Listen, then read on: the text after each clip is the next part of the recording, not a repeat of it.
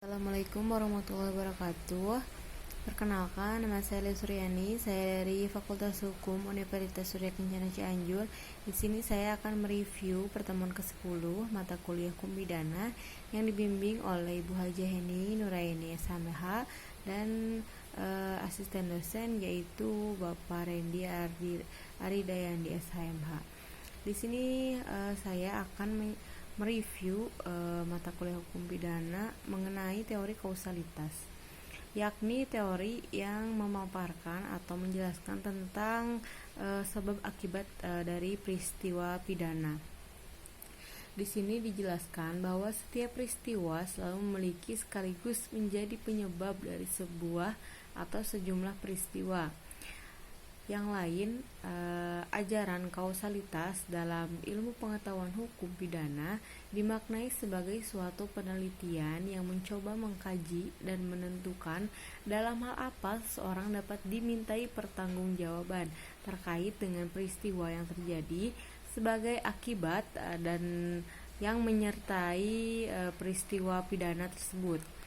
Kausalitas dibangun oleh hubungan antara suatu kejadian atau sebab dan kejadian kedua atau akibat atau juga bisa disebut dampak, yang mana kejadian kedua dipahami sebagai konsekuensi dari yang pertama.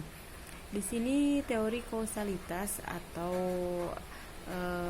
teori sebab akibat ini ada yang positif, ada juga yang negatif. Teori kausalitas sendiri bersifat objektif karena datang dari di luar dari diri pelaku, seperti itu. Teori kausalitas bertanya tentang kenapa kejadian tersebut dapat terjadi dan apa penyebab kejadian ini dapat terjadi. Lalu yang ketiga, siapa saja yang bertanggung jawab atas kejadian atau peristiwa pidana tersebut. Di sini juga dijelaskan tentang dampak positif teori kausalitas. Di sini dampaknya itu mudah digunakan. Jadi teori kausalitas ini dianggap mudah digunakan dan juga mudah untuk menguak atau mengurutkan satu persatu peristiwa sebelum kejadian. Jadi mengurutkan peristiwa dari belakang sampai terjadinya kejadian pidana tersebut.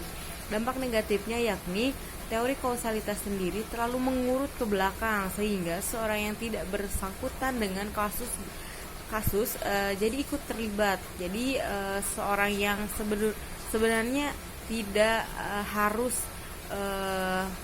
terlibat atau dimintai pertanggungjawaban jadi ikut-ikutan terbawa dalam kasus tersebut. Teori ini juga dikenal dengan